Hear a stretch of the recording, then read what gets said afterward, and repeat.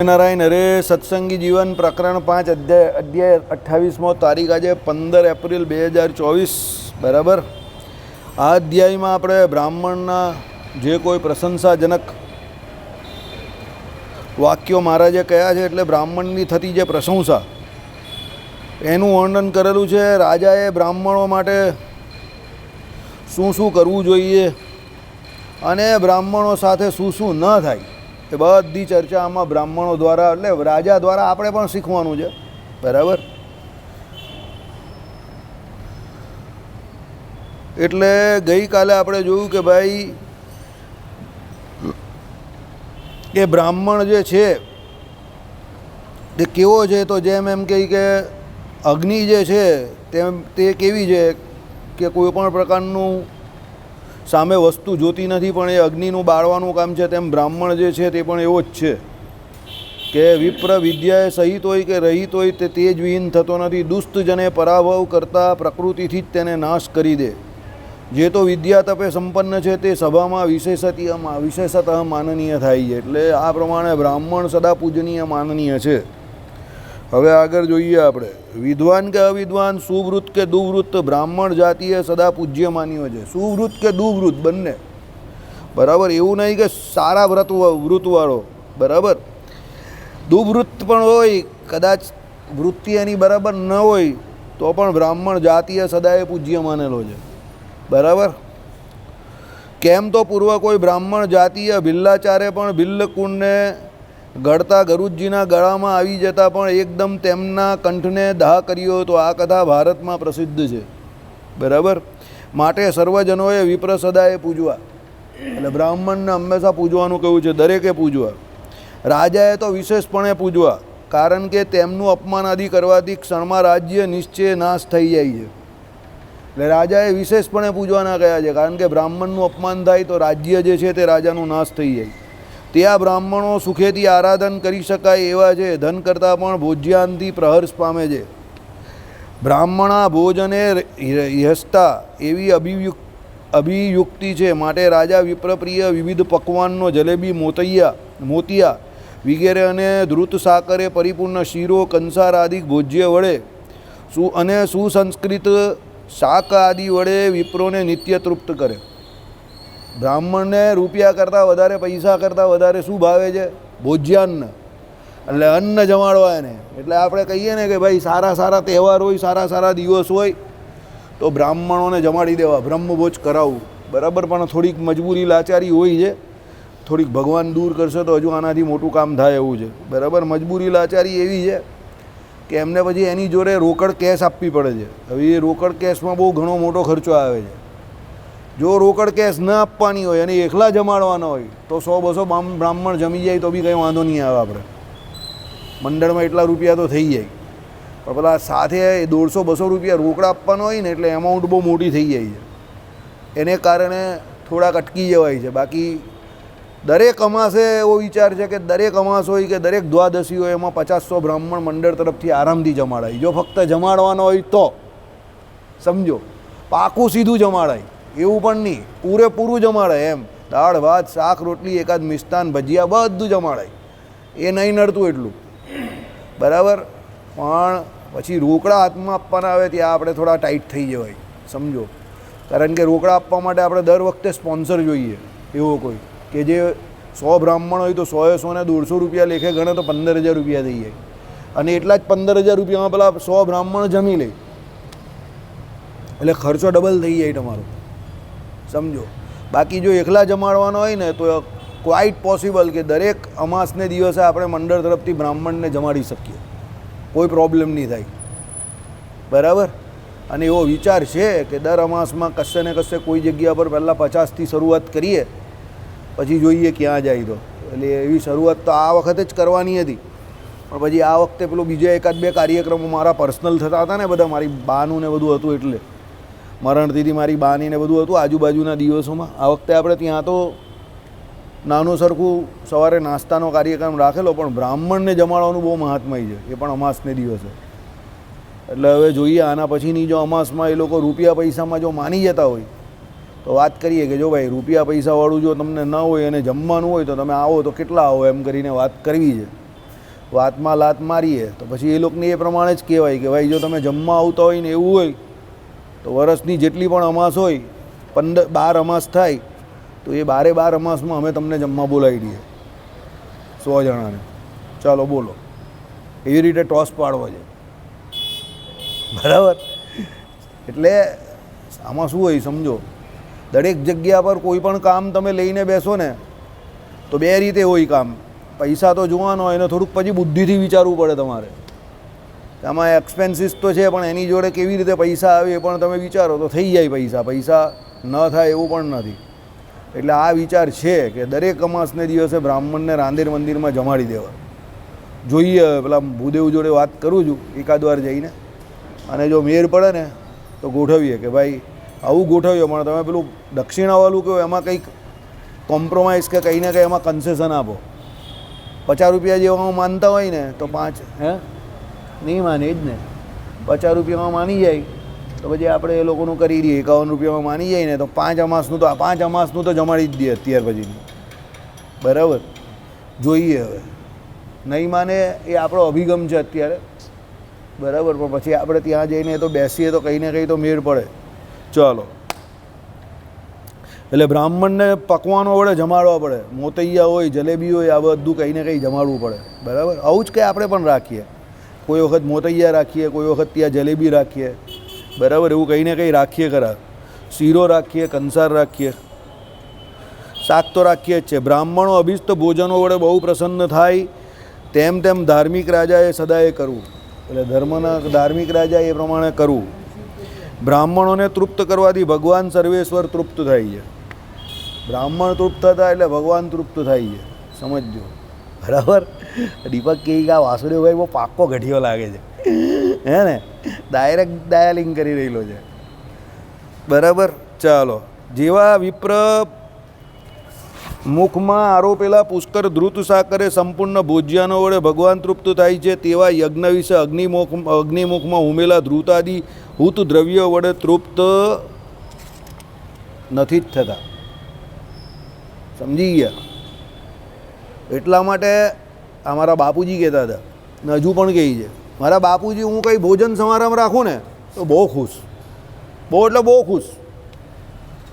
ને એમાં હું અમારા પૈસા વધારે નાખું તો એનાથી વધારે ખુશ. લોકોના બાપા એમ કહે કે આ પૈસા બહુ વાપરે, તો મારા બાપા ઉલટી વધારે ખુશ થાય. એવા છે, VIP લગેજ જેવા છે, ઉલટા નહીં ખુલતા એવા છે. એ બહુ ખુશ થાય. ને એમાં આપણે એમ કહીએ પાછા કે 50-100 બ્રાહ્મણ જમાડ્યા, એનાથી વધારે ખુશ થાય. પાછા જમતા પહેલાં અને જમીને જઈએ પછી પાછા પૂછે ત્યાં કેટલા આવેલા, 100 થઈ ગયેલા. એટલે આપણે કહીએ ને આ વખતે તો 115-120 થઈ ગયેલા. એક વખત પહેલાં 130ની ઉપર નહીં આવી ગયેલા હમણાં છેલ્લી વખત. શું વાત કરે? મને કહે, મેં કહું હા.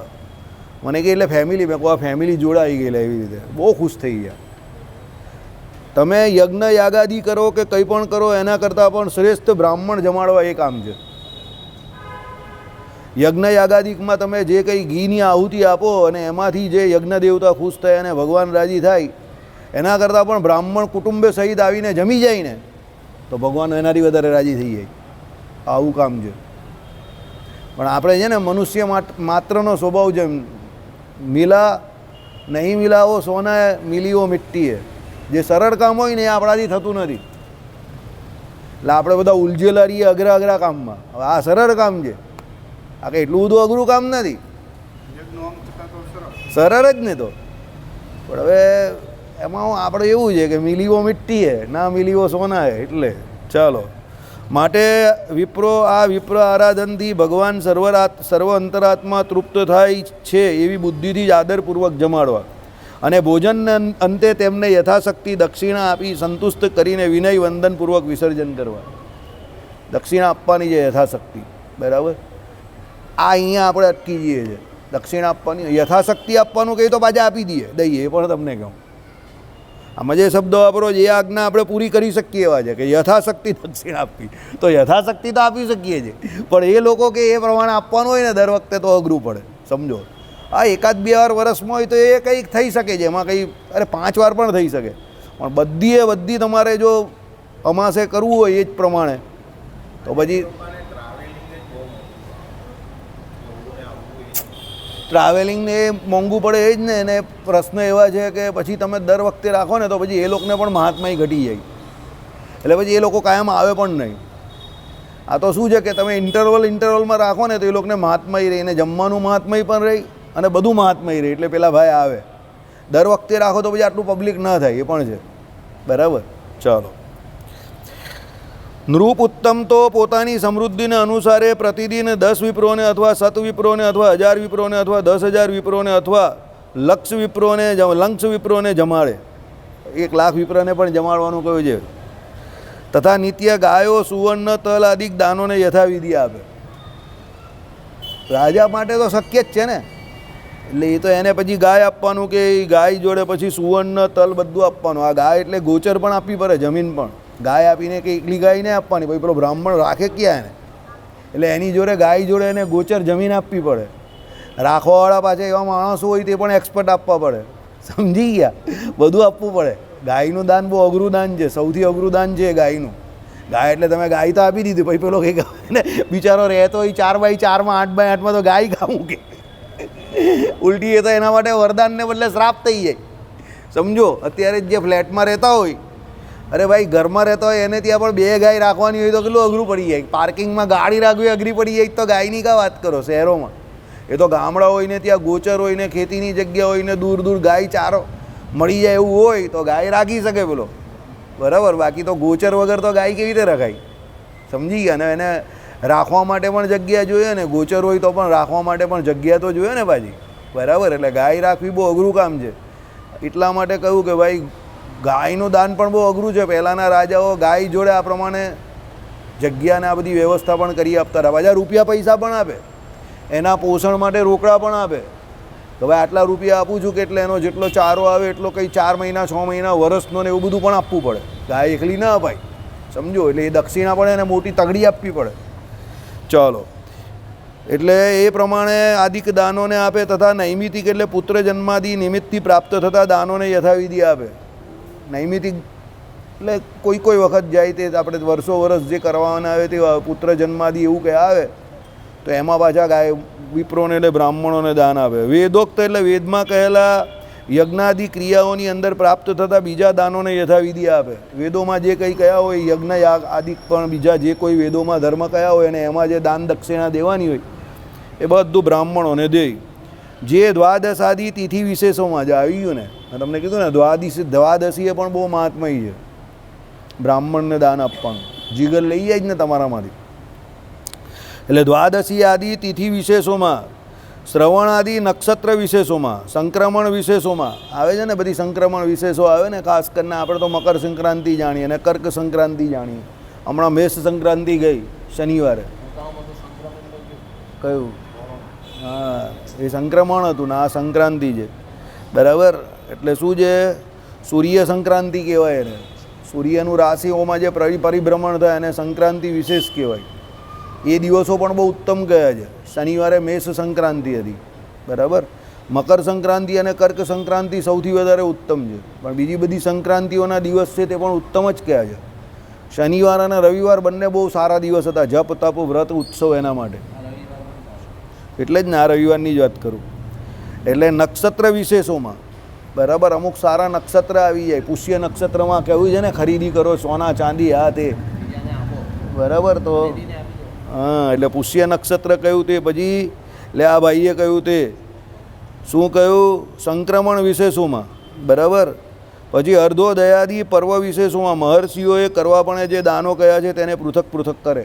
એટલે આ બધા જે કોઈ અલગ અલગ પ્રકારના જે કોઈ એમ કે દિવસો કયા, નક્ષત્રો કયા, તિથિઓ કયા, તેમાં જે દાનો કરવાના હોય તે બધા કરે. શ્રવણ નક્ષત્ર બહુ શ્રેષ્ઠ કહ્યું છે. બરાબર. ચાલો. સ્નાન પાનાદિકમાં ઉપયોગ લાગે તેવી એટલે એવી વાવીઓ, કૂવાઓ, તળાવો અને પરબોને રાજા કરાવે.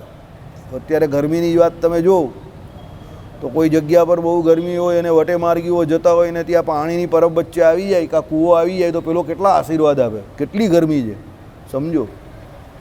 હવે આપણે તો શહેરોમાં જ એટલે પાણીની તકલીફ નથી, પણ ગામડાઓમાં પેલા લોકો જે કોઈ ગામ એક ગામથી બીજા ત્રીજા એમ કરીને 10 ગામ દૂર જતા હોય અને રસ્તામાં ત્યાં પછી હાઈવે પરથી કે એમાંથી પણ જતા હોય. અત્યારે તો બધી હોટલો ને બધું થઈ ગયું, પણ પહેલાં ન હતું ત્યારે તો પાણી હોય કે આ બધી જે કોઈ વ્યવસ્થા હોય તો ભગવાન જેવી લાગતી હતી. મારા જે સદાવ્રતો એમને એમ થોડા ખોલેલા કે સાંજ પડે ને પેલો આપણા કોઈ પણ મંદિરોમાં કે કશે પણ આવે ત્યાં સદાવ્રત ચાલતા હોય તો પેલો ખાઈ પીને ભગવાનનું ભજન કરીને શાંતિથી નિરાંતે સૂઈ જાય.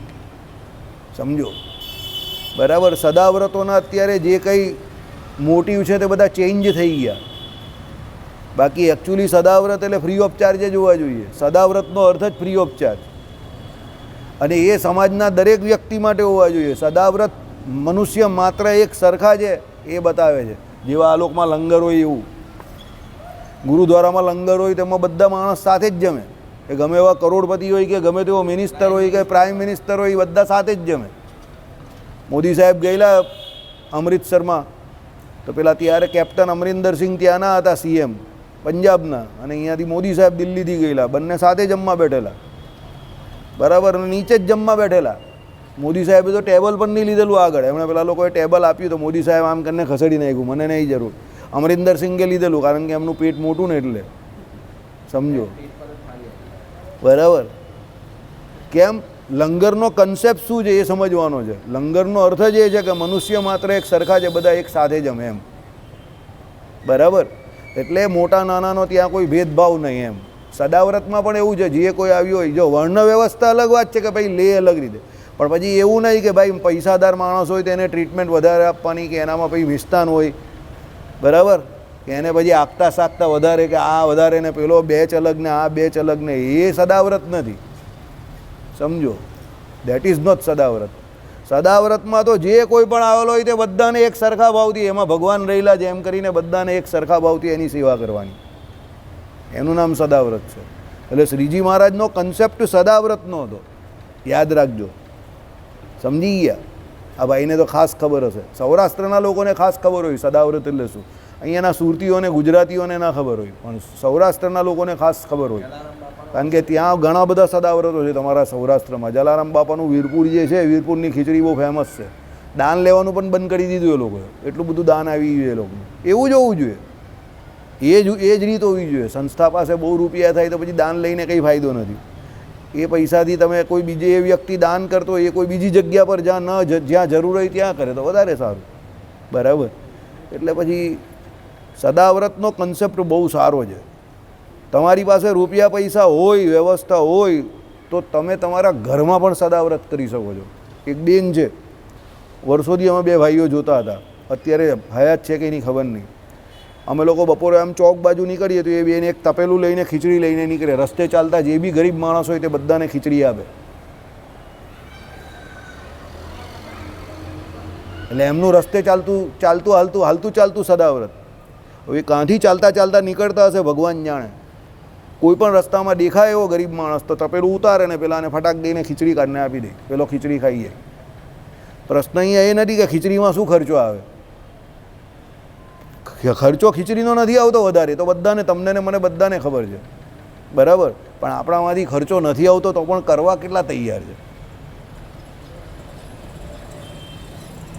બીજા માટે એ ઘસારો રોજ વેઠવા કોણ તૈયાર છે? કેટલા લોકો? સમજો, જ્યાં ઘરની 4 રોટલી વધારે કરવી હોય, કોઈ મહેમાન આવ્યું હોય તો લોકોને અઘરું પડે છે, તો બીજા માટે રોજ એ કરવા કોણ તૈયાર છે? કેટલા ટકા લોકો અત્યારે બીજા માટે કરવા તૈયાર છે? આ સમજવાનું છે. કન્સેપ્ટ આ છે. અત્યારે વેકેશનનો માહોલ ચાલે, તમારા ઘરે જ કોઈ 2 મહેમાન આવી ગયા, અરે મામા માસીના છોકરા જ આવી ગયા, અઠવાડિયું 15 દિવસ રહી ગયા, તો તમારા ઘરે તમે એમ થઈ જાય કે આ ભાગે તો સારું કે હું એના ઘરે ચાલ્યો જાઉં. સમજો, મને ખબર જ હોય 2-3 દિવસ જ સારા લાગે બધા. 5મો દિવસ થાય એટલે હવે તમને એમ થઈ જાય પછી કે આ ભાગે તો સારું. બરાબર. ઘણી વખત તો એવું પણ થાય કે જો એ કેટલા હોશિયાર છે, એના છોકરાને અહીંયા મોકલી દો, તું ખાલા ઘગો છે, ત્યાં જઈને પડી નહીં ગયો. મને પૂછો નહીં તમે. બરાબર. પુસ્તક મેં ઓછા વાંચેલા, જિંદગીને મેં વધારે વાંચેલી છે, યાદ રાખજો. હું જિંદગીને વાંચું છું, પુસ્તક નથી વાંચતો. લાઈફને વાંચું છું. આઈ એમ અ રીડર ઓફ અ લાઈફ. અને લાઈફને જ વંચાય, સમજજો. પુસ્તકને વાંચવાથી કોઈ હોશિયાર નહીં થતો. નરેન્દ્ર મોદી સાહેબ જોવો તમે, લાઈફ વાંચેલી છે ભાઈ, આખી જિંદગી ગોળીને પી ગયો છે. બરાબર. જીવંત ઉદાહરણ જોવા, જીવનને જોવું, લાઈફને જોવી. IAS IPS જોજો. જેટલા પણ સિક્રેટ એજન્ટો એ બધા જોજો, એ વિચારે કે પેલો શું વિચારતો હશે. એ હ્યુમન સાયકોલોજી પર કામ કરતા હોય કે એની જગ્યા પર હું હોઉં તો હું અત્યારે શું કરું, મારે ભાગવાનું હોય તો હું કઈ બાજુ ભાગું. બરાબર. એ લોકો ચોરને કે કોઈને પણ પકડે તો કેવી રીતે પકડે, એની હિસ્ટ્રી કાઢે, એ કયા ગામનો છે શું. હવે આ ગામની આજુબાજુ કેટલા એના મિત્ર હોઈ શકે, આમાંથી એવી કઈ જગ્યા છે કે આ જગ્યા પર એને ધાર પાડી તો એવી કઈ જગ્યા જ્યાં એ ઇઝીલી જઈ શકે છે. એની જગ્યા પર આપણે ચોરી કરી હોય તો આપણે ક્યાં જઈએ, આ બધું એ લોકો વિચારે. પુસ્તક નહીં વાંચતા એ લોકો, પુસ્તકનું જીવન પૂરું થઈ ગયું, ફિનિશ. પ્રેક્ટિકલ લાઈફમાં આવી ગયા એ લોકો. સમજો, પુસ્તકનું જીવન તમારું 20-22 વર્ષ સુધીનું છે. પછી પુસ્તક તમે જે વાંચો છો એ પુસ્તક તમને શું, એ વિષયો છે અલગ અલગ અંદર રહેલા, એ વિષયોની તમને જાણકારી મળે. તમારે જે વિષયની જાણકારી જોઈતી હોય તે પુસ્તકમાંથી મળે. સમજો, પણ પુસ્તકથી વધારે તમને જીવંત કિસ્સાઓ શીખવાડે, લાઈફ શીખવાડે. સાધુતા શીખવી હોય તો તમે કોઈ સાધુ પાસે રહેવ, મહારાજ કે એ પ્રમાણે કે તો 4 મહિના 6 મહિના એની જોડે રહી તો ખબર પડે કે કેવો છે. તો એ હકીકતમાં સાધુ હોય ને તમારે સાધુતા શીખવી હોય તો તમારે એની પાસે રહેવું પડે, તો તમને એમાંથી ઘણું બધું શીખવાનું મળે કે ના આનામાં હકીકતમાં સાધુતા છે. બરાબર. એટલે પુસ્તક પુસ્તકની જગ્યા પર છે, પણ જીવન જીવનની જગ્યા પર છે. બરાબર. અમારા જીવનમાં અમે એવા ઘણા માણસ જોયા છે કે જે આખું વર્ષ વાંચતા હોય. હું તમને વારંવાર કહું છું, અને પેલા બીજા જે હોય તો 15 દિવસ મહિનો વાંચતા હોય, તો પણ પેલા આખું વર્ષ વાંચવાવાળાને એટલા ટકા નહીં આવે જેટલો પેલો મહિનો વાંચીને લાવતો હોય. કેમ? એ પ્રેક્ટિકલ વધારે હોય, અને એ વધારે સૂઝ પડતી હોય કે આ પ્રશ્ન કેવી રીતે પૂછાઈ શકે અને આનો જવાબ કેવી રીતે આપવો. સમજો, એટલે કહેવાનું તાત્પર્ય એવું છે કે આમાં જે કહ્યું એ પ્રમાણે તમે પણ સદાવ્રત કરી શકો છો, તમે પણ કંઈ પોઝિટિવ નાનું નાનું કામ કરી શકો છો. બરાબર. 10 રૂપિયા તો તમે રોજ ખર્ચી જ શકો છો. એવા તો ઘણા બધા હશે અહીંયા કે તમે 10 રૂપિયા તો કોઈની પાછળ ખર્ચી જ શકો છો, કોઈ બીજા પાછળ. પણ હકીકતમાં તમારી જાતને પૂછજો કે તમે ખર્ચો છો ખરા. વિચાર કરજો. ઘણા 100 બી ખર્ચી શકતા હોય રોજના, પણ તમે ખર્ચો છો ખરા. અને ખર્ચો છો તો કેમ ખર્ચો છો, એની પાછળનો મોટિવ શું છે તમારો? કંઈક મેળવવાનો મોટિવ છે કે ભગવાન કે એ પ્રમાણે પ્રભુ પસંદનાર્થે ખર્ચો છો? બરાબર. એટલે એવા ઘણા ઘણા નાના કામ છે જે આપણે પણ કરી શકીએ છીએ. રાજા તો કરી જ શકે, પણ આપણે પણ કરી શકીએ છીએ આપણા લેવલ પર, પણ આપણે કરતા નથી. એટલા માટે નહીં કરતા કે આપણે કોઈ પણ પ્રકારની જવાબદારી ઉઠાવવા તૈયાર નથી, સૌથી પહેલાં એ. અને બીજી સૌથી મોટી વાત, મનુષ્ય માત્રમાં જે પહેલાંના સમયમાં દયામાયા હતી, સમજો, પરમાત્માનો ભય હતો કે પરમાત્માને પ્રસન્ન કરવાનો જે અંદરથી ઉત્સાહ હતો એ હવે નથી રહ્યો. હવે લોકોની વૃત્તિ બહુ સંકુચિત થઈ ગઈ અને લોકોનું મગજ જે છે ને બહુ નાનું થઈ ગયું, એટલે બધા પોતપોતાના વિચારોની અંદર રમતા થઈ ગયા. વાસુદેવ કુટુંબકમની ભાવનાથી એ ચાલી ગઈ. પહેલાંના સમયમાં તો આડોશી પાડોશીમાં ગમે ત્યાં તમારે ત્યાં કંઈ પણ મિષ્ટાન બન્યું હોય તો આપવા લેવાનો વ્યવહાર હતો. સુગંધ આવે એટલે જ બાજુવાળો પાડોશી આવી જાય, તમારે ત્યાં લાપસી બની લાગી જાય. હા, વાટકી વ્યવહાર. બરાબર. એટલે રાજા મહારાજા જ સુકૃત કરી શકે એવું નહીં. અને યાદ રાખજો, ગ્રહસ્થ હોય કે કોઈનું પણ ઘર હોય, તમારા ઘરમાં જે કંઈ પણ રસોડામાં રસોઈ થાય એ પછી એક વ્યક્તિ બીજો કોઈ આસાનીથી જમી જાય એટલું ભોજન હોવું જ જોઈએ. તો સમજો તમારી ઉપર પરમાત્મા વિષ્ણુ ભગવાન એટલે ભગવાન પોતે અને લક્ષ્મીજી બહુ રાજી છે. અને તમારા ત્યાં અલ્લાહ કુસ્તી જ કરતા હોય કાયમ, રૂપિયા પૈસા હોવા છતાં પણ તમને ખાવા પીવા માટે અલ્લાહ કુસ્તી જ કરતા હોય, તો સમજી લેવાનું કે તમારી ઉપર ભગવાન રાજી નથી. પૈસા તો છે તમારી પાસે, કારણ કે જે તમારું અન્ન જે છે એ તમારી સાક્ષાત પ્રસિદ્ધિની ઓળખાણ છે, સૌથી મોટી ઓળખાણ. શું કહેતા હતા પહેલાંના સમયમાં ખબર તમે? ભંડારા ભરપૂર હોય, જે ગૃહપતિ હોય, જે લક્ષ્મીપતિ હોય, એના ઘરના ભંડારાઓ કાયમ અનાજથી 12 માસ ભરપૂર હોય. અને કોઈ પણ વ્યક્તિ એને ત્યાં ગયો હોય તો વિલે મોડે ના પાછો ના આવે, એને કંઈ ને કંઈ મદદ મળે જ. એ સુખી માણસની નિશાની હતી પહેલાં. ભંડારા ભરપૂર રાખજો, ભંડારા ભરપૂર રાખજો એમ કરીને પેલા કાકા કહેતા હતા ને. ભંડારા પહેલાંના સમયમાં હકીકતમાં ભરપૂર રહેતા હતા લોકોના. સમજો, 24 કલાક 365 દિવસમાં કોઈ પણ ગયો હોય તો એ ભૂખ્યો ન જાય એવી વ્યવસ્થા પહેલાં સામાન્ય ગ્રહસ્થને હતા. આપણા ભારતમાં હતી. આપણે ત્યાં હોટલનો કન્સેપ્ટ નહીં હતો. લોકો ગમે ત્યાંથી આવે, ગામમાં આવે ને પછી એ તમારા સમાજના હોય, જે સમાજના જેટલા ઘર હોય એ પ્રમાણે એ સમાજમાં જાય, ઓળખાણ આપે અને પછી ત્યાં અતિથિ વિશેષ તરીકે મહિનો, 2 મહિનો, 4 મહિના, 6 મહિના રહે અને ત્યાં શાંતિથી ખાઈ પીએ, ભજન કરે, ભોજન કરે અને પછી પેલા જાય તો પેલાની પણ એવી રીતે જ આગતા સ્વાગતા થાય. આ આપણી અતિથિ પરંપરા હતી. એટલે આપણે ત્યાં અતિથિ ભગવાન રૂપ આ પ્રમાણે હતા. અત્યારે તો આપણે ત્યાં કેવું છે કે પૈસા ટકે પેલો સુખી હોય તો પણ 2 સમય કોઈ કેટલાક ફેમિલીઓ હશે હિન્દુઓમાં જેને ત્યાં 2 ટાઈમ રસોઈ નહીં થતી હશે અને શનિ ને રવિ તો ઘણા બધાને ત્યાં ના થતી હશે. સમજો કેમ? બધો હોટલ કન્સેપ્ટ આવી ગયો, બહારનું ખાવાનો કન્સેપ્ટ આવી ગયો. એટલે પરમાત્મા નારાયણની કૃપા ન થાય તમારી ઉપર. આપણે ત્યાં એવું છે કે કહેવાતું હતું પહેલી રોટલી ગાયની ને છેલ્લી રોટલી કૂતરાની. એટલે આ 2 રોટલી તો પહેલાં જ વધારે બને. બીજો એક કન્સેપ્ટ હતો આપણે ત્યાં, રોટલી કોઈ દિવસ ગણીને બનાવવાની નહીં અને રોટલી કોઈ દિવસ ગણીને ખાવાની નહીં. બરાબર? એ મોટા માણસની એટલે સારા માણસ, મોટા માણસની નહીં, સદગ્રહસ્થની નિશાની હતી. સમજો? આ એના ઘરે રોટલી ગણીને ન બનાવે અને એના ઘરે રોટલી ગણીને ખાય પણ નહીં કોઈ. એટલે 2-4 માણસ કોઈ વધારાના આવી જાય તો શાંતિથી જમી શકે. આ આપણી ભારતીય સનાતન સંસ્કૃતિ હતી. અત્યારે આપણે ક્યાં પહોંચી ગયા? 2 રોટલી ખાવાની ને પૂછે પાછા કેટલી ખાશે, 1 ખાશે કે 2 ખાશે? જો ન ખાવાનો હોય તો ના પાડી દે, વધશે. આપણે પહેલેથી પૂછી લઈએ. ક્યાં પહોંચી ગયા આપણે? વિચાર કરો. બરાબર? યાદ રાખજો, વ્યક્તિ પહેલાં માનસિકતાથી ગુલામ બને, પછી બહાર ગુલામ બને. આપણી આ માનસિકતા જે છે ને એ ગુલામી માનસિકતા આવી ગઈ, ગોરાઓની માનસિકતા. બરાબર? અરે મેં એવું ઘણાના ઘરે જોયું છે, કહેવું ન જોઈએ જાહેરમાં કે એનો ખોરાક આટલો બધો હોય ને એના ઘરે આટલી તપેલીમાં ભાત બનતો હોય. સમજો? મને એ કન્સેપ્ટ જ નહીં ખબર પડતી કે તમે 1 ટાઈમ કે 2 ટાઈમ પેટ ભરીને જમી નહીં શકતા તો પછી તમારું જીવન બદતર છે. તમે ગમે જોઈને જમે, જોઈને જમે એ તો બધથી બદતર પોઝિશન છે. તમારી પાસે રૂપિયા, પૈસા, વ્યવસ્થા બધું છે અને તો પણ જો તમારે જોઈને જમવું પડે છે તો સમજી લો તમારી હાલત બહુ ખરાબ છે. બરાબર? એ એના ઘરમાં કોઈ દિવસ બરકત ના આવે. સમજજો? હા, જેની પાસે રૂપિયા પૈસા ઓછા છે, જેના પગારદાર વ્યક્તિ છે અને એમાં પગાર ઓછા છે, છોકરાઓની ફી વધારે છે ને આ તે છે ને એને પરિસ્થિતિ જેની હકીકતમાં એવી તો એ વાત અલગ છે. ચાલો, એ તો પ્રારબ્ધથી દુખ્યો છે. પણ જેની પાસે રૂપિયા પૈસા છે અને એને આ તકલીફ છે તો એ બધા ઉપર તો મને દયા નથી આવતી, થોડો ગુસ્સો પણ આવે છે. That is poor management. એને મેનેજમેન્ટ નથી આવડતું એની લાઈફનું, એને જીવતા નથી આવડતું. પેલું કહીને એક્ટિંગ કા ઇકોનોમિક્સ, એમાંને જીવવાનું ઇકોનોમિક્સ નહીં સમજ પડતી કે હકીકતમાં જીવન કોને કહેવાય. અરે ઘણા દાઢીનો ખર્ચો ગણે, માથામાં તેલ નાખવાનો ખર્ચો ગણે. સમજો? ચપ્પલ કેટલો સમય ચાલે એનો ખર્ચો ગણે, ઇસ્ત્રીનો ખર્ચો ગણે. તો પછી તમારું મનુષ્ય જીવન હાવ ભંગાર છે, બંડલ જીવન છે.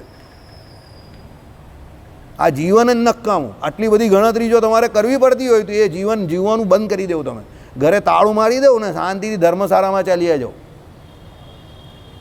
બરાબર? આ જીવન નકામું છે. જો રૂપિયા હોવા છતાં પણ તમને આ બધી તકલીફ તમે જાણી જોઈને ભોગવતા હો તો મારી દ્રષ્ટિએ તમારું મનુષ્યત્વમ જે કહ્યું જગતગુરુ શંકરાચાર્યએ, એમાં તમે જરા પણ નહીં જીવી શક્યા. મનુષ્ય થઈને મનુષ્યની જેમ ન જીવી શક્યા. મનુષ્યની જીવનના તમારી કઈ વેલ્યુ છે તમે સમજો કે રૂપિયા પૈસા માટેની કપડાં પહેરવા તો આપણે જ કપડાં પહેરીએ છીએ. 84 લાખ જાતની યોનિમાં કાં કપડાં છે? સમજો? તેવું ઘણું બધું બીજી યોનિઓમાં નથી જે આપણી યોનિમાં છે. ભગવાને આપણે એવી વિશેષ બુદ્ધિ આપેલી છે તો એ પ્રમાણે આપણે રહેવાનું છે, રહેતા શીખવાનું છે. પછી આપણે પણ એ જાનવરોની જેમ જ રહેવાનું હોય તો પછી એ મનુષ્ય જન્મનો કોઈ ફાયદો જ નહીં. ભગવાનનું ભજન કરવાનું છે, મોક્ષ માટે પ્રયત્ન કરવાનો છે અને મનુષ્યની જેમ રહેવાનું છે. બની શકે એટલા બીજાને મદદરૂપ થવાનું છે. અને તમારી પાસે જે વસ્તુ હશે ને એ જ તમે બીજાને આપી શકશો. તમારી પાસે રૂપિયા હશે તો તમે બીજાને આપી શકશો. તમારી પાસે ખુશી, હેપીનેસ હશે તો તમે બીજાને આપી શકશો. તમારી પાસે આનંદ હશે તો તમે બીજાને આપી શકશો. પણ તમે જ અંદરથી બળેલા હશો તો તમે બીજાને શું આપવાના? બળતરા, અંગારા, લડાઈ ઝઘડા? યાદ રાખજો, તમે બહાર જે પણ કંઈ કરો છો એ તમારી અંદર ચાલે છે, એ જ તમે બહાર કરો છો. Mind it. લખીને આપું તમને.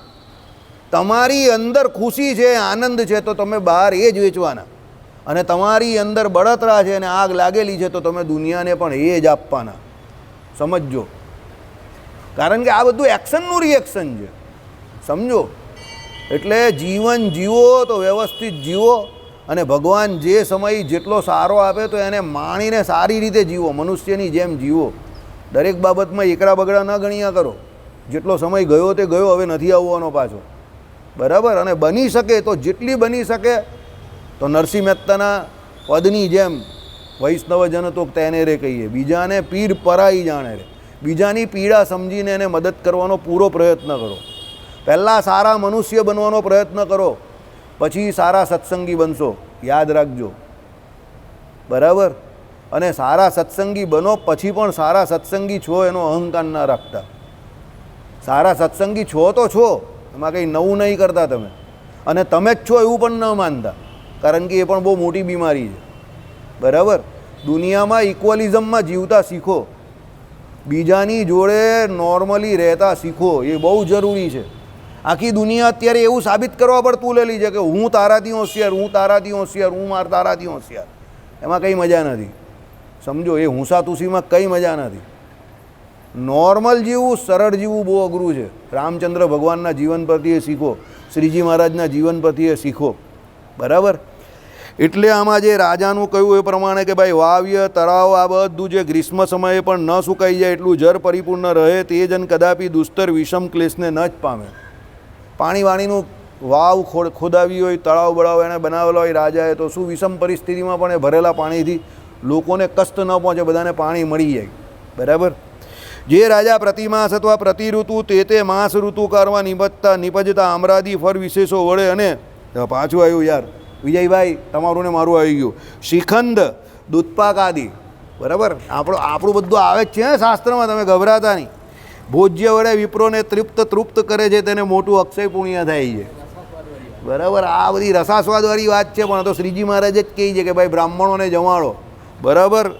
આપણે તો છે રસાસ્વાદી, આપણે તો કહીએ જ છે. આપણે કોઈ પણ પ્રકારનો પાખંડ નહીં કરતા ને એક્ટિંગ નહીં કરતા, સમજજો. આપણે છે રસાસ્વાદી, આપણે માનીએ છીએ. આપણી ઇન્દ્રિયો નિયમનમાં નથી ભાઈ, બરાબર.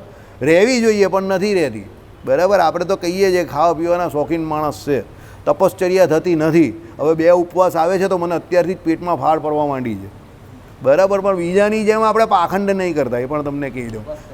હા, ઉપવાસ કરીએ છીએ ખરા પાછા, પણ દુઃખી થઈને કરીએ છીએ, સુખી થઈને નહીં કરતા. બહુ ફ્રેન્કલી કહીએ, બરાબર. આપણે તો દુઃખી થઈ જઈએ છીએ. એમાં 2 ઉપવાસ હવા સાથે આવે ને, નોમ ને 11વાળા, એમાં તો આપણી બહુ મીટર ડાઉન થઈ જાય, બરાબર. કેમ 3? હા, એટલે આપણા તો મીટર ડાઉન થઈ જાય ભાઈ, બરાબર. એટલે કહેવાનું રસાસ્વાદ છે ભાઈ આપણે તો, બરાબર. ખુદ જમો ઓરો કો ભી ખાને દો એવા છે આપણે તો. છે, બરાબર. એમાં કંઈ છુપાવતા નથી, છે તો છે. સારું ખાવાનું ગમે છે અને સારું ખવડાવવાનું પણ ગમે છે, એ પણ કહીએ, બરાબર. ચાલો, એટલે જે રાજા પ્રતિમાસ એટલે દર મહિને, પ્રતિ ઋતુ, બરાબર, દરેક ઋતુએ તે માસ ઋતુકાળમાં નિપજતા. અમુક માસના ફળ હોય, અમુક ઋતુઓના ફળ હોય. કયા? આમ્રાદી ફળ વિશેષો વડે. આમ્રાદી જે કંઈ ફળ વિશેષો બધા અલગ અલગ આવે ને ઋતુઓમાં. અને શ્રીખંડ દૂધપાક આદિ, બરાબર. શ્રીખંડ ખવડાવે, દૂધપાક વગેરે ભોજ્ય વડે વિપ્રોને તૃપ્ત કરે, બરાબર. આપણે શ્રીખંડ પણ એક વખત આપેલો ને બ્રાહ્મણોને, આપેલો ને શ્રીખંડ આપેલો? ના, નહીં આપેલો.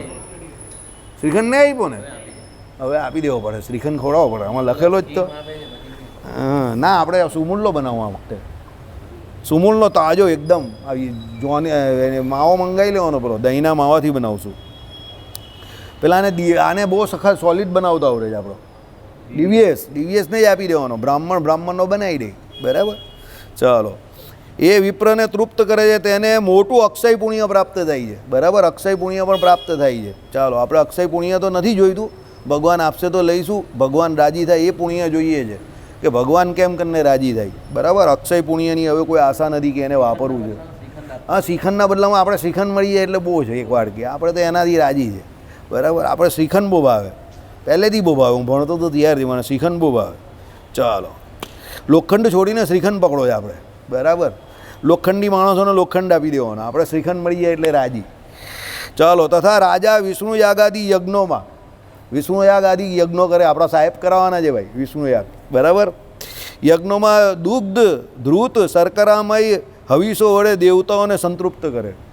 દૂધ હોય, બરાબર, ધ્રુત એટલે ઘી હોય, શર્કરા એટલે મીઠો એટલે આપણે સાકરવાળો, હવિસો વડે દેવતાઓને સંતૃપ્ત કરે. એટલે એ હવિસથી એમ કહે કે દેવતાઓને તૃપ્ત કરે. અને તેમાં ઘણી દક્ષિણાઓ આપે, બરાબર. દક્ષિણા પુષ્કર આપવાની, દિલ ખોલીને આપવાની. રાજા સ્વયં અતિ દ્રઢ દેવાલયો કરાવીને તેમાં સ્વઈષ્ટ દેવતાનું યથાવિધિ સ્થાપન કરે. મોટા રાજા હોય તેની પાસે જગ્યાની વ્યવસ્થા હોય, પછી એ મંદિરો મોટા મોટા કરાવે, બરાબર, ઈષ્ટદેવની સ્થાપના કરાવે, બરાબર. અને તેમની નિયત પૂજાની નિષ્પત્તિ ખાતર ખેતર, બાગ, વર્ષાસન આદિકરૂપ વૃત્તિઓને પ્રકલ્પે. પછી એ જે દેવતાઓ જે છે એનું એમ કહે કે જે કંઈ એમ કહે કે વિધિ કરવાની ને એના માટે જે ખર્ચો આવે એના માટે શું આપે, ખેતર આપી દે, આખું બાગ બગીચા આપી દે, બરાબર, બધું આપી દે. એટલે એમાંથી બધું દેવતાઓનો જે કંઈ ખર્ચા પાણી હોય તો બધું નીકળી જાય.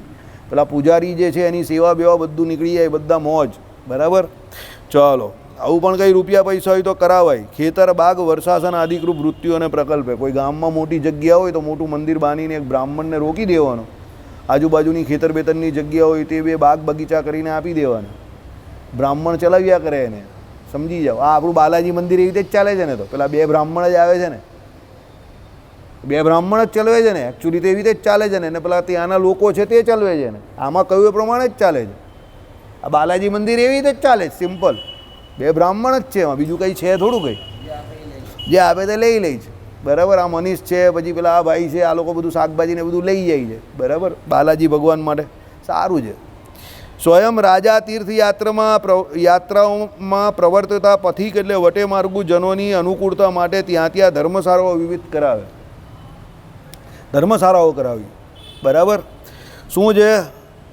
વટે માર્ગુઓ માટે. ભાઈ પેલા જે વટે માર્ગુ હોય તીર્થયાત્રા કરવાવાળા એના માટે શું છે કે ભાઈ ધર્મશાળાઓ કરાવે, બરાબર. પછી એમ કહે કે ધર્મશાળાઓમાં આવતા પથિકોને અન્નાદિકની સુકરતા માટે પ્રવૃત્તિઓ પ્રકલ્પે. પાછા ધર્મશાળાઓમાં જે રોકાતો એના માટે અન્નની વ્યવસ્થા કરાવી દે, ભોજનશાળાઓ ખોલાવે ત્યાં. તથા ગૃહોચિત ઉપકરણોએ સહિત ગૃહો પાત્રો વિપ્રોને આપે, બરાબર. એટલે શું છે ભાઈ, જે કંઈ બ્રાહ્મણ હોય તેને શું છે, આપણા ઘરમાં જે કંઈ ઉપકરણો સાધનો જોઈએ ને, આપણે મોટા મોટા પેલા કુકરો જોઈએ, આવડા મોટા મોટા મોહનથાળ બને એવા તપેલાઓ જોઈએ, બરાબર, 25-50 કિલો બનતો એવો, બરાબર, મોટા મોટા ચૂલાઓ જોઈએ, બરાબર. એ પ્રમાણેના જે ઉપકરણો હોય તે આપે, બરાબર. પછી શું કહ્યું, ઉપકરણો સહિત ગૃહો, મોટા ગૃહ, પછી પાત્ર વિપ્રોને આપે, મોટા મોટા પાત્ર આપે, ઉપકરણો બધું આપે, ગેસ બેસની વ્યવસ્થા કરી આપવાની, બરાબર. પેલા બ્રાહ્મણને કહેવાનું પછી જેટલો જમણવાર કરવો હોય જે કરવો હોય તે કરો, મોજથી કરો, બરાબર. રહેવું અહીંયા રાંદેર મંદિરમાં એવું જ છે ને. તો મન ભાવે એ દિવસે જેને જે ઉત્સવ કરવો હોય તો કરી દેવાય, જઈને પહોંચી જવાનું, તમારે નોંધાઈ દેવાનું, જા ભાઈ આ ઉત્સવ, એટલે ઉત્સવ થઈ ગયો તમારો. ચાલો, શુભ નિયમે યુક્ત એવો રાજા ફળ વૃક્ષો અને પુષ્પ વૃક્ષોએ સંપન્ન એવા બગીચાઓને કરાવે.